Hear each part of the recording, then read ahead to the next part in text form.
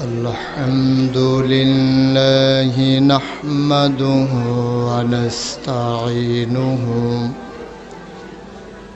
ونستغفره ونعوذ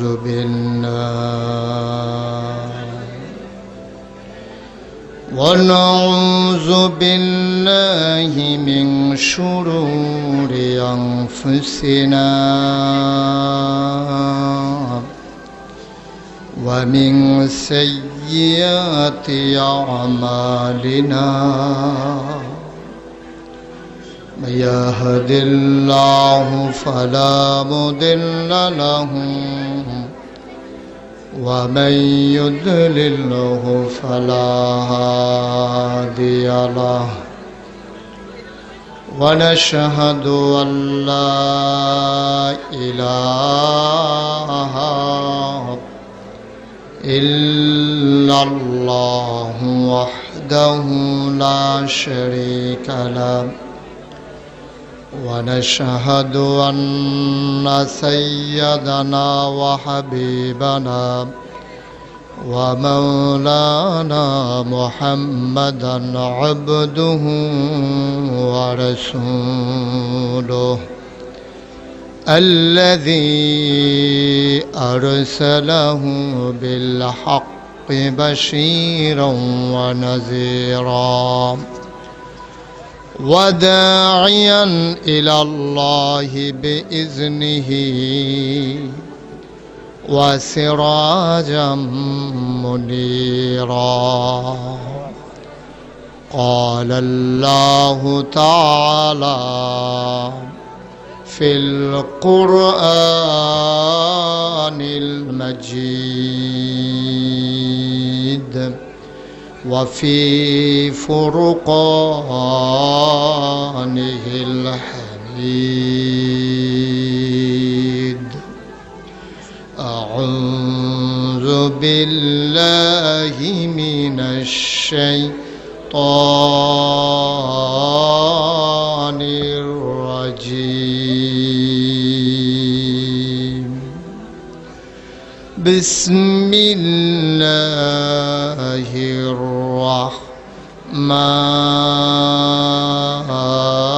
الرحمن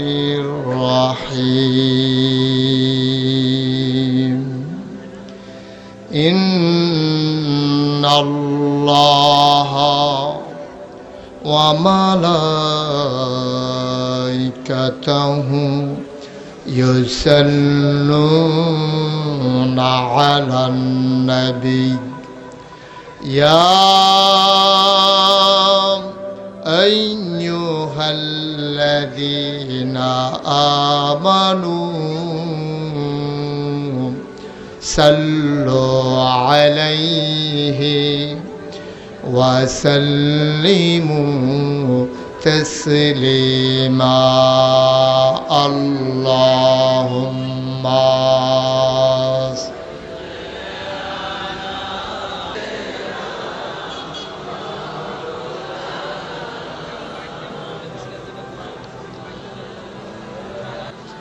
आशिक हुइया पोरो दुरूद माशुक तुम्हार मदीनाय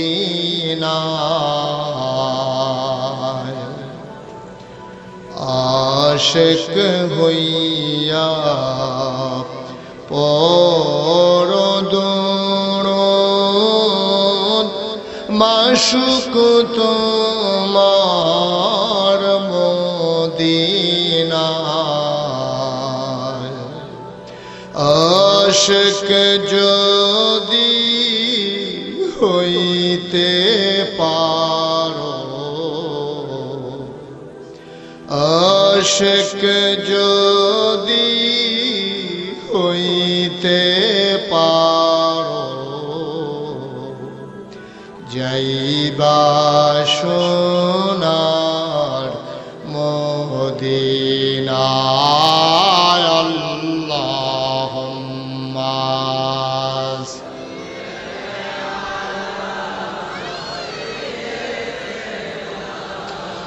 مولانا محمد وعلى آله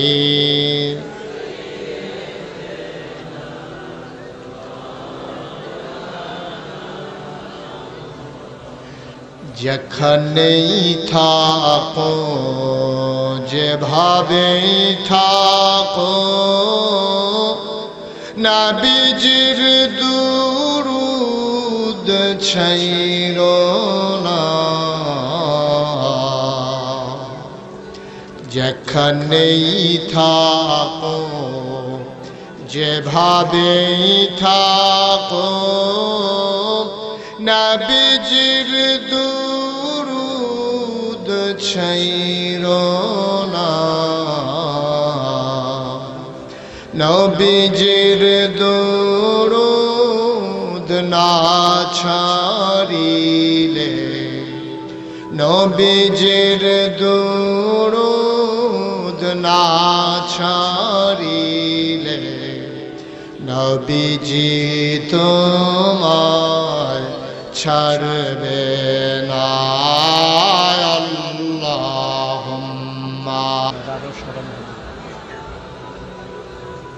وعلى آل سيدنا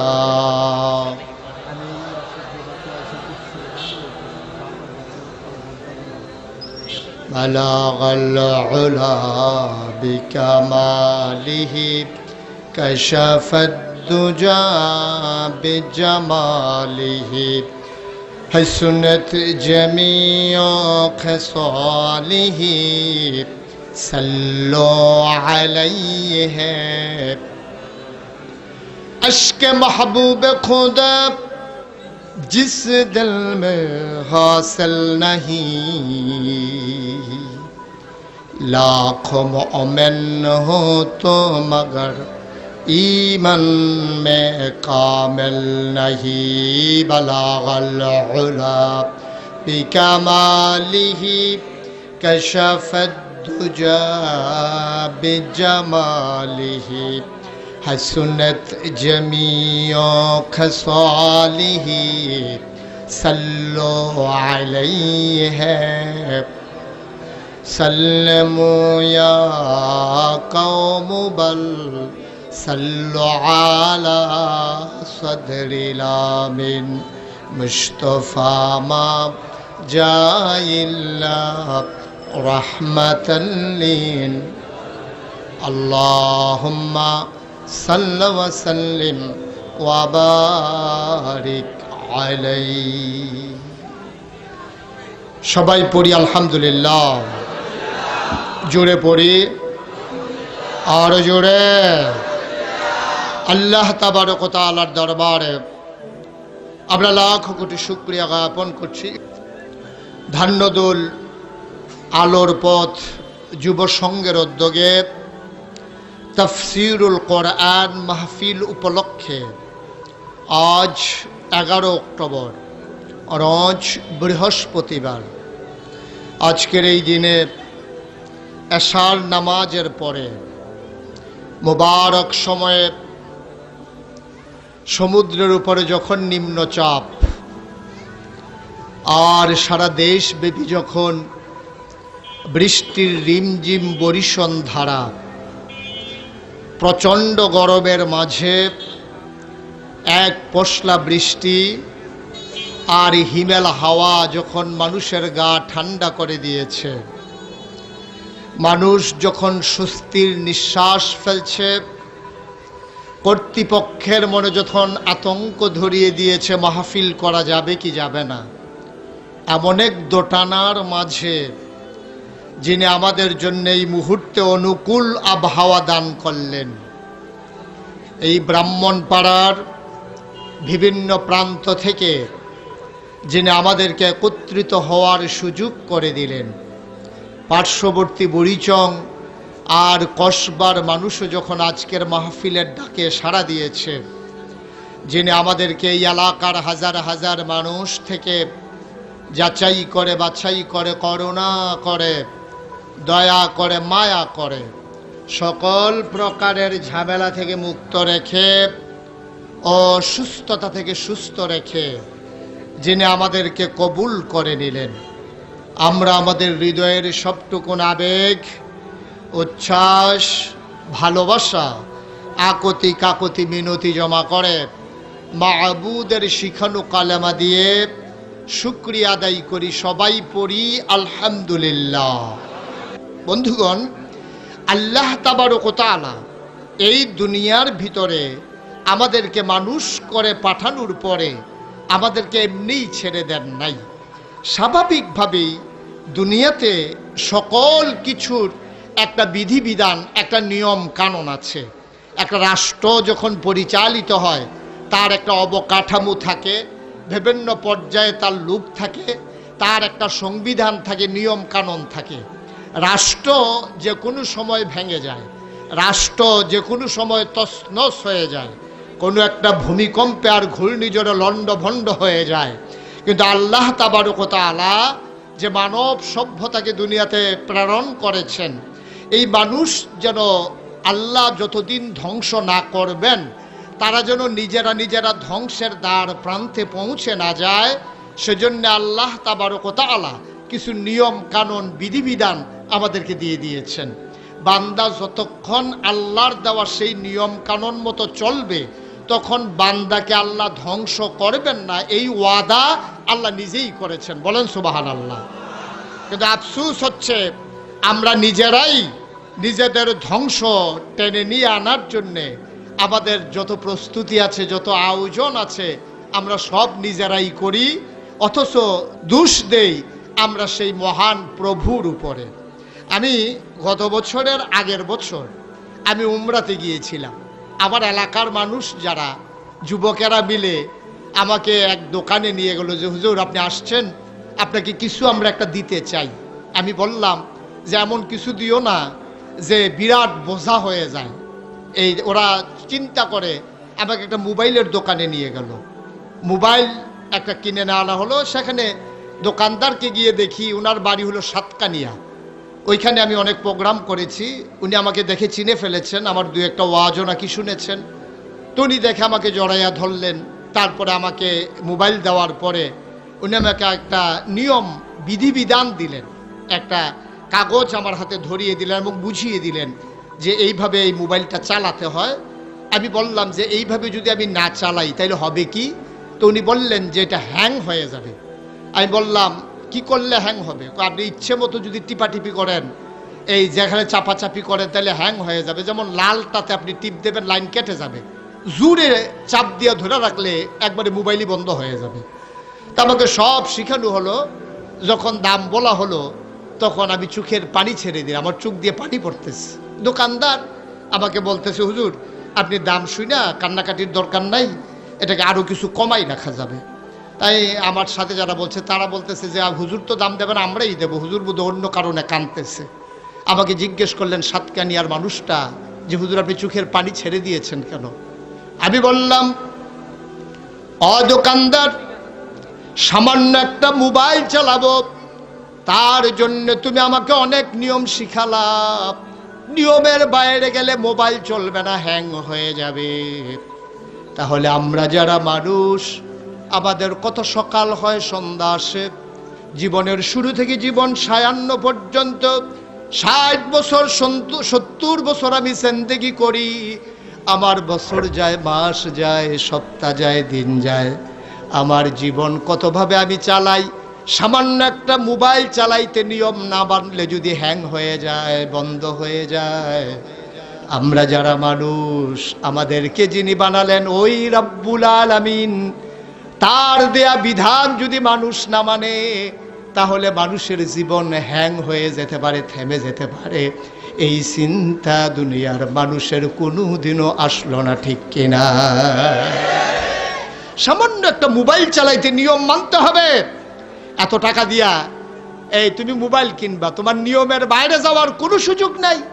তাইলে এই জিন্দেগিতে সকাল থেকে সন্ধ্যা, রান্নাঘর থেকে সংসদ ভবন, আর তোমার ইন্টারন্যাশনাল রিলেশন, তোমার জীবন চলার পথে তুমি কোন কাজ করবে, কোন কাজ করবে না, কি করা যাবে কি করা যাবে না, কোনটা খাওয়া যাবে কোনটা খাওয়া যাবে না, কোন কথা বলা যাবে কোন কথা বলা যাবে না, আল্লাহ তাবারক ওয়া তাআলা সব কিছুর জন্য আমাদের জন্য নিয়ম কানুন বিধিবিধান সম্বলিত যে সংবিধান দিয়ে দিয়েছেন তার নাম হচ্ছে কোরআনুল কারীম। বলেন সুবহানাল্লাহ। এই কোরআনের ভিতরে এমন একটা বিষয় নাই যেটা আপনার দরকার নাই। কোরআনুল কারীমে 500 আয়াত আল্লাহ দিয়ে দিয়েছেন বিধিবিধান সম্বলিত, আর বাকি 6666 আয়াতের ভিতরে 500 বাদ দিলে 6166 আয়াত আল্লাহ তাবারক ওয়া তাআলা নানান ঘটনা পূর্ব পরম্পরায় যে ঘটনাগুলো ঘটেছে এই মানব সভ্যতায় পৃথিবীর সৃষ্টি থেকে সেই আখিরি জামানার নবী আসার আগ পর্যন্ত যা কিছু হয়েছে সব কিছু আল্লাহ কোরআনের ভিতরে উঠিয়ে দিলেন। সেখান থেকে যেন আমরা নসিহত গ্রহণ করে শিক্ষা গ্রহণ করে আমরা যেন নিজেদের পথ চলতে পারি, সেই জন্য আল্লাহ কোরআনুল কারীম দিয়েছেন।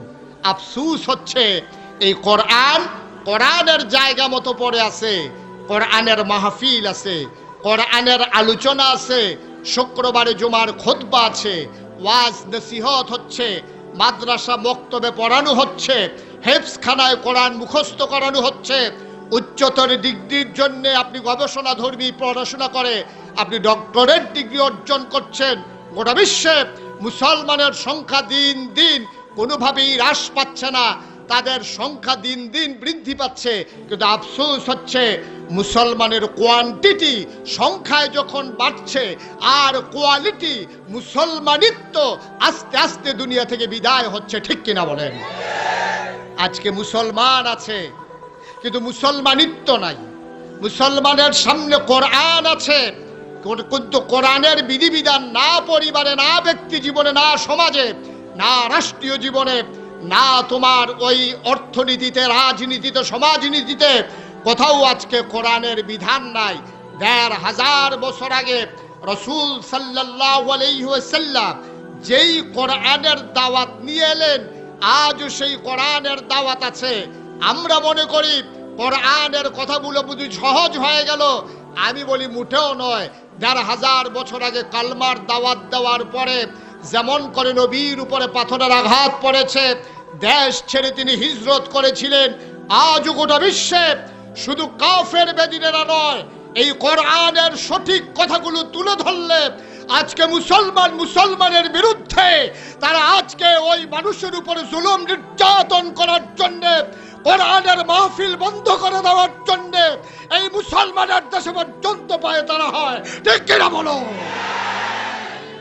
আমি স্পষ্ট করে খেয়াল করে দেখেছি, আমি নাগাইশের পীর সাহেব মুশতাক ফয়েজি, আমি যখন জিকির করি, আমি যখন সবাইকে নিয়ে তাসবিহ তাহলিল পড়ি, আমি যখন লা ইলাহা ইল্লাল্লাহ কলমা শরীফের জিকির করি, সবাই দেখি খুব খুশি হয়। অনেকে আমার কাছে বলে যে হুজুর আপনি যখন জিকির করেন মনে হয় আকাশ বাতাস জিকির করে। অনেকেই বলে যে অন্য মাহফিল ভাল লাগে না, জিকিরের মাহফিলে বইল আমরা সহ সবাই থাকবো, জিকিরটা খুব ভাল লাগে। জিকিরটা আমরা কি করি? লা ইলাহা ইল্লাল্লাহ, আমরা এই জিকিরটা করি। লা ইলাহা ইল্লাল্লাহ কলমা শরীফের জিকির, আল্লাহর জাতি নাম আল্লাহ আল্লাহ জিকির করি। এই জিকির করার পর আপনার কাছে ভাল লাগে, আনন্দ লাগে, আপনি ১.৫-২ ঘন্টা বসে থাকেন। তাইলে যেই কলমা লা ইলাহা ইল্লাল্লাহ আমরা পড়ি, এই কলমার দাওয়াতি ১৫০০ বছর আগে নবীজি দিয়েছিলেন। এটাকে কমানো নাই, তিনি বাড়ানো নাই, শুধু বলছিলেন তোমরা পড়ো লা ইলাহা মুহাম্মাদুর। এই কথা বলার সাথে সাথে আপনারা যেমনি দলে দলে লোক আসছেন, খুব মনোযোগের সাথে কথা শুনছেন, কোনো টু শব্দ কাউকে করতে দিচ্ছেন না, সবাই খুব মনোযোগের সাথে আপনারা কথাগুলো মন্ত্রমুগ্ধের মতো ঢুক গিলতেছেন। নবীজি যখন বললেন কাফের বেদিনদের সাথে যে তোমরা বলে দাও লা ইলাহা ইল্লাল্লাহ মুহাম্মাদুর, এই কথা বলার সাথে সাথে কাফেরেরা খুব খুশি হয়েছে। কথা কয় না? খুব খুশি হয়েছে। মক্কার কাফেরেরা গাছের পাকা খেজুর আইনা নবীজিরে দিছে, 1 গ্লাস জমজমের পানি দিছে। বিদেশি ছেলে টাকা পাঠাইছে, সেই টাকা দিয়ে আইনা নবীজির জন্য পাঞ্জাবির কাপড় কিনা দিছে, নবীজিকে আতর দিছে। কি দিছে? নবীজির গায়ে ঢিল মেরেছে, পাথর মেরেছে। তাইলে আমি নাগাইশের পীর সাহেব লা ইলাহা ইল্লাল্লাহ বললে সবাই বলে যে হুজুর আপনার জিকিরটা খুব সুন্দর হয়। আমি লা ইলাহা ইল্লাল্লাহ বললে আমাকে মানুষ এনে আতর দেয়, হাদিয়া দেয়, টাকা দেয়, পাঞ্জাবির কাপড় দেয়। আমারে যাওয়ার সময় আবার হাদিয়া দেয়, ভালো মন্দ কি খাবেন আগেই জিজ্ঞেস করে। তাইলে আমি যেই লা ইলাহা ইল্লাল্লাহ বলছিলাম, নবীজিকে আর চেয়ে তো কমাইয়া বলছিলেন না, এটাই বলছিলেন। আমি যেই লা ইলাহা ইল্লাল্লাহ জিকির করি, নবীজিকে এটাতে বাড়াইছিলেন না, এটাই বলছিলেন। তাইলে নবীজি লা ইলাহা ইল্লাল্লাহ বলার কারণে নবীজিকে পাথর মারা হয়, নবীজিকে আঘাত করা হয়, দেশ থেকে তাড়িয়ে দেওয়া হলো, নবীজিকে পাগল বলা হলো, জিনে ধরছে বলা হলো, জাদুঘর বলা হলো। অথচ আমি বলার কারণে কয় ঠিক আছে, খুব সুন্দর হচ্ছে, হাদিয়া দেওয়া হচ্ছে। তাইলে বুঝা গেল আমি যত সুন্দর কইরা পারি নবীজি এত সুন্দর করে পারেন নাই। তাহলে বিষয়টা এমন না আমি যা পারি নবীজি তা পারেন না, এরকম। আমি যত ভালো মানুষ, নবীজি মনে হয় এত ভালো মানুষ ছিলেন না। নাউজুবিল্লাহ বলবেন না? আমার মতো কোটি কোটি মুস্তাক ফয়েজি একসাথে করা হলে নবীর পায়ের ধুলার ও ধুলাও বানানো যাবে না, ঠিক কিনা বলেন? অথচ সেই নবী যখন লা ইলাহা ইল্লাল্লাহর দাওয়াত দিলেন, কাফেরেরা পাথর মারলো, টিটকারি মারলো, মস্কারা করলো, দেশ থেকে তাড়িয়ে দিল। আর আমি সেই লা ইলাহা ইল্লাল্লাহ বললে আঘাত দূরের কথা, সবাই বলে যে অন্য কথার দরকার নেই, সারা রাত জিকির করতে থাকে। তাইলে তো আর আমাদের গায়ে লাগে না, জিকির চলতেই থাকে। আজকে গোটা বাংলাদেশে দিন ভর, রাত ভর, মাস আর বছর ব্যাপী জিকির করলো, জিকিরের বিরোধিতা করা হয় না। তাইলে বুঝা গেল মক্কার কাফেরেরা কলমার যে অর্থ বুঝেছিল, আমরা আজকের মাহফিলের মানুষ এই অর্থ বুঝি নাই, ঠিক কিনা বলেন? যদি আমরা বুঝতাম তাইলে আমরাও বিরোধিতা করতাম। কলমার মানে যদি এই হয়, নবী যখন বলছে লা ইলাহা ইল্লাল্লাহ, আবু জেহেল বুঝা ফেলাইছে লা ইলাহা ইল্লাল্লাহ মানে কি জানো? লা ইলাহা ইল্লাল্লাহ মানে হচ্ছে আমি আবু জেহেলের সর্দারি শেষ। লা ইলাহা ইল্লাল্লাহ মানে কি জানো? যারা ঠাকুর ছিল, ব্রাহ্মণ ছিল, দেবদেবীর পূজা দিত, যাদের কাছে নিয়ে কলা দিত, দুধ দিত, সারাদিন পূজা দিয়া এই কলার দুধ যখন বাড়িতে নিয়ে ওই ব্রাহ্মণ ঠাকুর খেয়ে ফেলতো, সে চিন্তা করছে লা ইলাহা ইল্লাল্লাহ মানে হচ্ছে কলা দুধ শেষ। লা ইলাহা ইল্লাল্লাহ মানে হচ্ছে ওই যারা সমাজের সমাজপতি ছিল, টাকাওয়ালা ছিল, তারা বুঝে ফেলছে মুহাম্মদ ছিল গরিব মানুষ, বিবি খাদিজারে বিয়া করে যাও কিছু টাকা পয়সা পাইছিল, এইগুলো সহ গরিব মিসকিনের মাঝে দান করে দিয়েছে। লা ইলাহা ইল্লাল্লাহ মানে হচ্ছে ও ধনী, তোমার টাকা তোমার কাছে থাকবে না, তোমার টাকা চলে যাবে গরিবের কাছে, ঠিক কিনা বলেন? এখন যারা কলার দুধ খাওয়ার লোক ছিল তারা মনে করলো লা ইলাহা ইল্লাল্লাহ আসলে কলা দুধ বন্ধ। যারা সমাজের নেতা ছিল তারা বুঝে ফেলছে লা ইলাহা ইল্লাল্লাহ মানে হচ্ছে আমার নেতাগিরি শেষ। টাকাওয়ালা বুঝে ফেলছে লা ইলাহা ইল্লাল্লাহ মানে হচ্ছে আমি ইচ্ছা মতো টাকা আর জমাইতে পারবো না। আজকেও যদি মানুষ বুঝতো লা ইলাহা ইল্লাল্লাহ মানে হচ্ছে আর বাংলাদেশে সুদ চলবে না, তাইলে মুস্তাক ফয়জিকে লা ইলাহা ইল্লাল্লাহ বলার জন্য সুযোগ দেওয়া হতো না, ঠিক কিনা বলো? যদি তারা বুঝতো লা ইলাহা ইল্লাল্লাহ মানে হচ্ছে কোরআনের বাইরে এই দেশ আর চলবে না, তাইলে আমি মুস্তাক ফয়জিকে মঞ্চে উঠতে দেওয়া হতো না, ঠিক কিনা বলো? যদি তারা বুঝতো লা ইলাহা ইল্লাল্লাহ মানে হচ্ছে ওই কলা আর দুধ খাওয়া বন্ধ হয়ে যাবে, তাইলে আমি মুস্তাক ফয়জিকে কোরআনের কথা বলতে আর দেওয়া হতো না, ঠিক কিনা বলো? আমার কণ্ঠ চেপে ধরা হতো, আমার টুটি চেপে ধরা হতো, আমাকে থামিয়ে দিয়ে মাইক গুলো বন্ধ করে দেওয়া হতো। সুতরাং আজকে সময় এসেছে, শুধু কোরআনের কথা শুনলেই হবে না, কোরআন অনুযায়ী নিজের জীবন গড়তে হবে, ঠিক কিনা বলো? বাংলার মানুষ কোরআন অনুযায়ী নিজের জীবন চালাতে প্রস্তুত আছো কিনা হাত তুলে দেখো।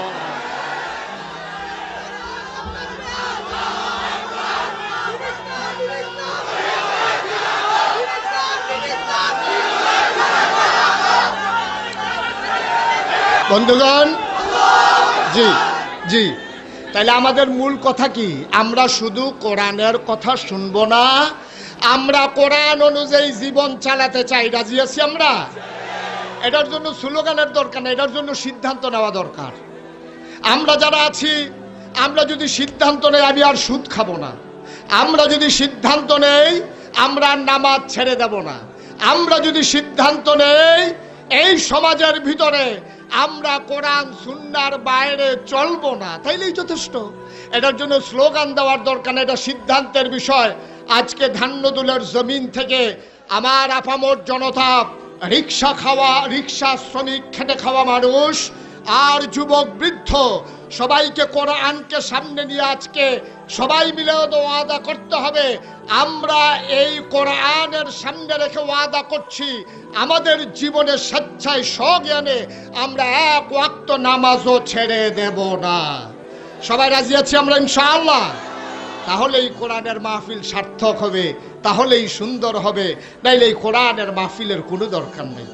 আল্লাহ নবী যখন দাওয়াত দিলেন তখন সেই মক্কার কাফেরগুলো নবীজিকে পাগল বলল, জিনে ধরছে বলল, জাদুঘর বলল। সেই মুসলমানের সংখ্যা কি কমলো না বাড়লো? কথা বলেন, এদিকে খেয়াল করেন, মুসলমানের সংখ্যা কি কমলো না বাড়লো? পাগল বলেও নবীজির কাছ থেকে মানুষকে সরানো যায় নাই। এতে কি উড়িসি আছে? মানুষের একটা আগ্রহ থাকে, যখনই শুনে যে পাগল, তখন এই পাগল দেখার জন্য সবার একটা আগ্রহ থাকে। যখন বলা হলো নবীজিকে পাগল, মক্কার কিছু কাফের যারা শিক্ষিত, ভদ্র, সচেতন, তারা মনে করলো মুহাম্মদের মতো এত সুন্দর মানুষ, কি সুন্দর তার চেহারা, কি সুন্দর তার আচরণ, কি সুন্দর তার ব্যবহার, এই মানুষটা আবার পাগল হয় কেমনে? এটা কিভাবে সম্ভব? কয়েকজন মিলে পাগল দেখার জন্য নবীজির বাড়িতে গেল। সবাই কয়েকজন গিয়ে দরজায় দাঁড়িয়ে নবীজিকে ডাকলেন, ও মুহাম্মদ। সবাই বলেন সাল্লাল্লাহু। নবীর নাম শুনলে কি পড়তে হয়? সবাই ডাকলেন, নবীজি দরজা খুলে দিলেন। আহলান সাহলান মারহাবা, মোস্ট ওয়েলকাম, আমাদের ঘরে, আমার ঘরে আপনাদেরকে স্বাগতম। সবাইকে নিয়ে নবীজি ভেতরে বসালেন। ঘরে খেজুর ছিল, খেতে দিলেন। জমজমের পানি ছিল, তিনি দিলেন। তারা সবাই খাইলেন। নবীজি মুচকি হেসে বললেন, ও মক্কার ভাইয়েরা, আপনারা কেন আসছিলেন? আবু জেহেল, আবু লাহাব, উতবা, সাইবা ওরা বলে আপনি নাকি পাগল হয়ে গেছেন, আমি একটু পাগল দেখার জন্য আসছিলাম। কত কি বুঝলেন?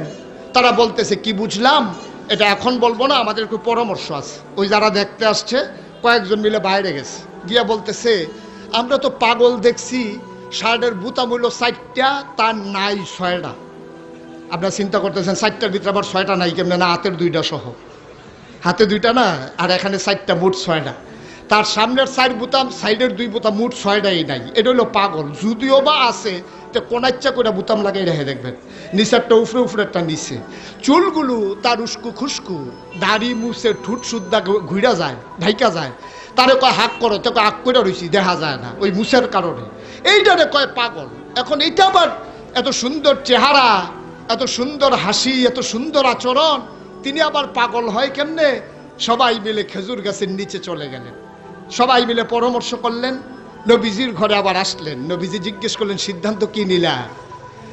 মক্কার কাফেরেরা আমার নবীকে ডেকে কয়, ও মুহাম্মদ,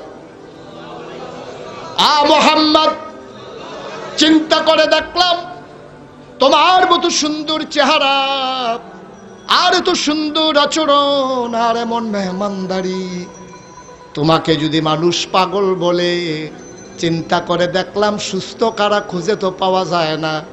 এইটাই যদি হয় পাগল, আমরা সিদ্ধান্ত নিয়েছি, আমরা যারা তোমারে দেখতে আসছিলাম, আমরাও এখন থেকে সবাই তোমার মতো পাগল।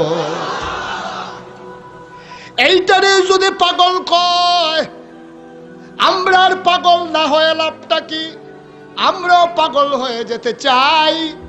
তোমার মতো পাগল হতে হলে কি করা লাগবে বলো? আল্লাহর নবী মুচকি হেসে দিয়ে কয়, হাতটা বাড়াই দাও। আল্লাহর নবী হাত বাড়িয়ে দিলেন। কাফেরেরা নবীর হাতে হাত রাখলেন। আল্লাহর নবী বললেন, আমার মতো যদি পাগল হতে চাও, তাইলে সবাই আমার সাথে পড়ো, লা ইলাহা ইল্লাল্লাহু মুহাম্মাদুর রাসূলুল্লাহ সাল্লাল্লাহু আলাইহি ওয়াসাল্লাম। আল্লাহর নবীর হাতে হাত রেখে মক্কার কাফেরেরা দলে দলে যখন মুসলমান হতে শুরু করলেন, মক্কার কাফেরেরা আবু জেহেল, আবু লাহাব, উতবা, সাইবা, দারুন নাদুয়ায় মিটিং বসে গেল, পরামর্শ সবাই বসে গেল। কোনোভাবেই যখন আটকানো গেল না, কেমন কি করা যায় বলো। সবাই মিলে সিদ্ধান্ত নিল, চলো মুহাম্মাদের জন্য লোভনীয় প্রস্তাব দিয়ে দেই, হয়তো বা রাজি হয়ে যাবে, এছাড়া বিকল্প নাই। মক্কার কাফেরেরা নবীর দরজায় গিয়ে দাঁড়ালেন, ডাক দিলেন, ও মুহাম্মদ, ও মুহাম্মদ, দরজা খুলে দাও। আল্লাহর নবী দরজা খুলে দিলেন। কাফের সর্দারদেরকে ডেকে বললেন, আহলান সাহলান মারহাবা, কি সৌভাগ্য আমার। মক্কার বড় বড় নেতারা দেখে আমি গরিবের দরজায়। আল্লাহর নবী দরজা খুলে দিলেন, তারা ঢুকলেন। মক্কার কাফেরেরা নবীর সামনে এসে 3 দফা প্রস্তাব নবীকে পেশ করলেন। ও মুহাম্মদ, চিন্তা করে দেখলাম তুমি এক আল্লাহর পথ ছাড়তে পারছো না। তোমার অনেক কিছু প্রয়োজন যা আমরা মিটিয়ে দিতে পারি নাই। তোমার বাবা নাই, তোমার মা নাই, তুমি অভাবী মানুষ, গরিব মানুষ। 9 বছর বয়সে দাদা হারিয়ে ফেলেছো। চাচা আবু তালেবের ঘরে যখন তুমি গিয়েছো, তার 10টা সন্তান, তুমি 11তম একজন মানুষ। এর আগেই তারা 13 জন, তুমি সহ 14 জন ঘরের ভেতরে মানুষ। ও মুহাম্মদ, কোনোভাবেই তুমি সহ 13 জন মানুষ তার ঘরের ভেতরে। তোমার চাচাও ছিল অভাবী মানুষ। চিন্তা করে দেখলাম তোমার জন্য কিছু প্রস্তাব দরকার, যেটা গ্রহণ করলে তুমি লাভবান হয়ে যাবা। আল্লাহ নবীর কাছে তারা প্রস্তাব দিল। 1 নম্বরে তোমার জন্য প্রস্তাব হলো, যত টাকা চাও কাবা ঘরের সামনে টাকা জমা করে রেখে দেব, যত মন চাই নিয়ে যাব অবস্থায় ভরে ভরে। শর্ত হইল, এক আল্লাহর কথা আর বলা যাবে না। আল্লাহ নবী রাজি হয়েছেন। প্রস্তাব কয় দফা? 3 দফা। যত টাকা চাও তুমি টাকা নিয়ে যাবা, শর্ত হইল এক আল্লাহর কথা আর বলা যাবে না। নবীজি বললেন, ঠিক আছে, 2য় দফা বলো। মক্কার কাফেরেরা বলে, ও মুহাম্মদ, 1 নম্বরে যত টাকা চাও টাকা দেব। 2 নম্বরে সুরসিত যুবতী কুমারী কন্যা চাও, কাবা ঘরের সামনে লাইন ধরিয়ে দেব। মোহরানা লাগবে না, টাকা খরচ করা লাগবে না, যতজন মন চাই বিয়ে করবা। শর্ত হইল এক আল্লাহর কথা আর বলা যাবে না। 3 নম্বরে নবীর কাছে প্রস্তাব দেওয়া হলো, ও মুহাম্মদ সাল্লাল্লাহু আলাইহি ওয়াসাল্লাম, মক্কার বুকে তুমি যদি নেতা হতে চাও, নেতা বানিয়ে দেব। নমিনেশন পেপার সাবমিট করা লাগবে না, গণমিছিল করা লাগবে না, ওই লবিং করা লাগবে না, ঘরে ঘরে গণসংযোগ করা লাগবে না, রাতের আধারে ঘরে ঘরে গিয়ে বুট ভিক্ষা করা লাগবে না। তোমাকে আমরা একক নেতা বানিয়ে দেব। আল্লাহর নবী বললেন, 3 দফা প্রস্তাব কি দেওয়া শেষ হয়ে গেল নাকি? বলে যে হ্যাঁ, 3 দফা প্রস্তাব শেষ। আল্লাহর নবী আবার ডাক দিয়ে কয়, ও কাফেরেরা, তোমরা আমাকে 3 দফা প্রস্তাব দিয়েছো আল্লাহ ছেড়ে দেওয়ার জন্যে। খোদার কসম, তোমরা মনে রাখো, জানি পারবে না, যদিও বা পারো। আমার ডান হাতে যদি তোমরা সূর্য দাও, বাম হাতে যদি চন্দ্র দাও, খোদার কসম জানি পারবে না, যদিও বা পারো। ডান হাতে সূর্য দেওয়া যাবে, বাম হাতে চন্দ্র দেওয়া যাবে। খোদার কসম, সূর্য আর চন্দ্র দেওয়া যাবে। এক আল্লাহর পথ থেকে আল্লাহর এই গোলামকে চুল পরিমাণ সরানো যাবে না, যাবে না, যাবে না, ঠিক কিনা? আমরা তো সেই নবীর উম্মত। আল্লাহ নবীর কাছে সেই 3 দফা প্রস্তাব যখন দেওয়া হলো, নবীজি বলিষ্ঠতার সাথে, গোটা পরিবেশ পরিস্থিতি যখন নবীর প্রতিকূলে, নবী যখন দ্বীনের দাওয়াত দিতে গিয়ে তার কণ্ঠকে যখন টুটি চেপে ধরা হচ্ছে, যখন তাকে কথা বলে দেওয়া হচ্ছে না, সেই মুহূর্তে নবী স্পষ্ট জানিয়ে দিলেন যে সূর্য দেওয়া যাবে, চন্দ্র দেওয়া যাবে, তারপরও এক আল্লাহর পথ থেকে সরানো যাবে না। আজকেও বাংলার মুসলমান একবিংশ শতাব্দীর সূচনা লগ্নে গোটা বিশ্ব মুসলমানদের উপরে যখন নির্যাতন করা হচ্ছে, কাফের বেদিনেরা যখন এক হয়ে মুসলমানের ভিতরে সুচ্চার, আমরা স্পষ্ট করে জানিয়ে দিতে চাই, মামলা দেওয়া যাবে, হামলা দেওয়া যাবে, জেল জুলুম নির্যাতন হবে। এক আল্লাহর পথ থেকে এই গোলামদেরকে চুল পরিমাণ সরানো যাবে না। রাজি আছো কিনা? হাত তুলে দেখা।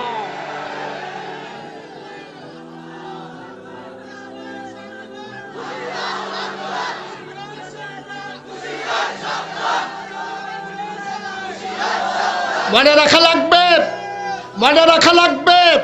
আল্লাহ রাসূল আল্লাহ রাব্বুল আলামিন কোরআনুল কারীমের সূরা মুজাদালায় সর্বশেষ আয়াতে স্পষ্ট করে বলে দিয়েছেন, মুমিন মুসলমান বন্ধু বানাবে শুধু মুমিন মুসলমানকে।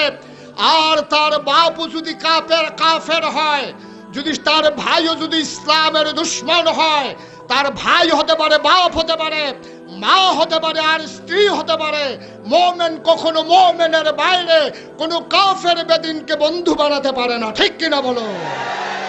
সুতরাং আমরা একজনের সাথে আরেকজনের পরিচয় না থাকতে পারে, রক্তের সম্পর্ক না থাকতে পারে, আত্মীয়তার বন্ধন না থাকতে পারে, আমাদের সাথে কারো কোনো পরিচয় না থাকতে পারে, কিন্তু আমরা আপনারা পুরো বিশ্বের মুসলমান, 250 কোটি মুসলমান, যে যেখানে অবস্থান করুক, গায়ের রং সাদা হোক আর ধুলো হোক, মানুষটা লম্বা হোক আর খাটো হোক, মানুষটার খাবারের মেনু পরিবর্তন হতে পারে, ভাষার পরিবর্তন হতে পারে, তার রুচির পরিবর্তন হতে পারে, কিন্তু গোটা বিশ্বের মুসলমান যারা কলমাগু মুসলমান, আল্লাহকে আল্লাহ বলে মেনে নিয়েছে, নবীকে রাসূল হিসেবে মেনে নিয়েছে, তারা যেখানেই যখন যেভাবে অবস্থান করুক, মুসলমানের ভিতরে কোনো পার্থক্য থাকতে পারে না। ঠিক কিনা বলো?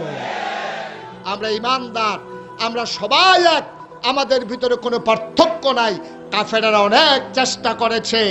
আজকে খেয়াল করে দেখেন আমরা কেমন বোকা হয়ে গেছি মুসলমান, আমরা কত বোকা। দেখেন আজকে এই বাংলাদেশে হিন্দু, বৌদ্ধ, খ্রিস্টান, নানান ধর্মাবলম্বী মানুষ আছে। আপনি দেখেছেন কিনা, আমি ব্রাহ্মণপাড়াতেও একটা সাইনবোর্ড দেখেছি যে হিন্দু, বৌদ্ধ, খ্রিস্টান ঐক্য পরিষদ। আপনারা দেখেছেন সাইনবোর্ডটা? আচ্ছা, হিন্দুরা তারা আল্লাহ, ইহুদি যারা তারা আল্লাহ মানে 2 জন, খ্রিস্টান যারা তারা আল্লাহ মানে 3 জন।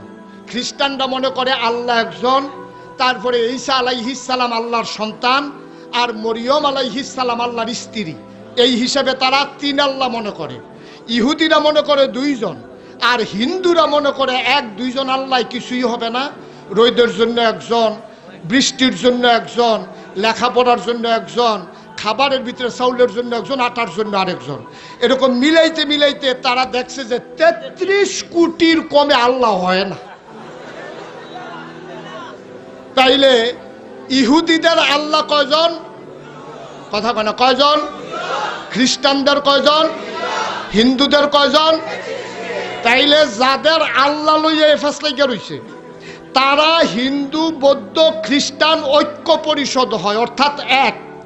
আর আমরা যারা মুসলমান, আমাদের আল্লাহ কয়জন? আমাদের নবী কয়জন? আমাদের কিবলা কয়টা? আমাদের কোরআন কয়টা? আমাদের সব এক, আল্লাহ এক, নবী এক, কিবলা এক, কোরআন এক। আর তাদের আল্লাহ লইয়া ফেসলাই রইছে, কিতাব লইয়া তো কি ফেজে লাগছে আল্লাহই ভালো জানে। তাইলে যাদের আল্লাহ ঠিক নাই, এক একজনে কয় 2 জন, আরেক তারা কয় 3 জন, আরেক তারা কয় 33 কোটি, যার সেজদা দেবে তারাই যখন সংখ্যায় ঠিক নাই। আজকে বাংলাদেশে হিন্দু, বৌদ্ধ, খ্রিস্টান ঐক্য পরিষদ তারা এক হইতে পারে, আর আমরা যারা মুসলমান, এক আল্লাহ, এক নবী, এক কিবলা, এক কোরআন, আমাদের ভিতরে একতা নাই, দলে দলে আমরা বিভক্ত হয়ে গেছি। ঠিক কিনা বলো? কত আফসোস দেখেন, জাতির জন্য কত আফসোস দেখেন যে আমরা সবাই মিলেও এক হতে পারলাম না। এর চাইতে দুর্ভাগ্য আমাদের আর নাই। আজকের মতো আমি কথা আর বাড়াবো না, তবে আজকের মাহফিল থেকে আমি শুধু এই কথাটুকুন বলতে চাই যে হিন্দু, বৌদ্ধ, খ্রিস্টান ওরা যদি এক হতে পারে, আমাদের কোরআন এক, কিবলা এক, আমাদের নবী এক, আমরা এক হতে পারি নাকি পারি না? সবাই মিলে আমরা এক হয়ে চলতে চাই। সবাই রাজি আছি ইনশাআল্লাহ? কোনো কলমাগু মুসলমানের ভিতরে বিভক্তি থাকতে পারে না। ঠিক কিনা বলো? সুতরাং আমাদের ভিতরে ফরউ মাসালা নিয়া, ছোটখাটো বিষয় নিয়া আমাদের ভিতরে বিভেদ থাকতে পারে, কিন্তু আমরা যারা আল্লাহকে বিশ্বাস করি আর নবীকে শেষ নবী হিসেবে স্বীকার করে নিলাম, আজকে থেকে এই এলাকার মুসলমান আল্লাহকে সাক্ষী রেখে আমরা সবাই এক হয়ে গেলাম যে আমাদের ভিতরে আজকে থেকে আর কোনো বিভেদ নাই। সবাই রাজি আছি ইনশাআল্লাহ? আল্লাহ তাবারক ওয়া তাআলা আমাদের সবাইকে কবুল করে নেক। আবার কখনো আসলে লম্বা সময় নিয়ে কথা বলা যাবে, যখন আমার পরে আর মেহমান থাকবে না, তখন তো আর আমি কতক্ষণ রইলাম সেটা আর কোনো বিবেচ্য বিষয় নয়। সুতরাং আজকের মতো আমাকে এখানেই শেষ করা লাগবে, আবার আসলে কথা হবে ইনশাআল্লাহ।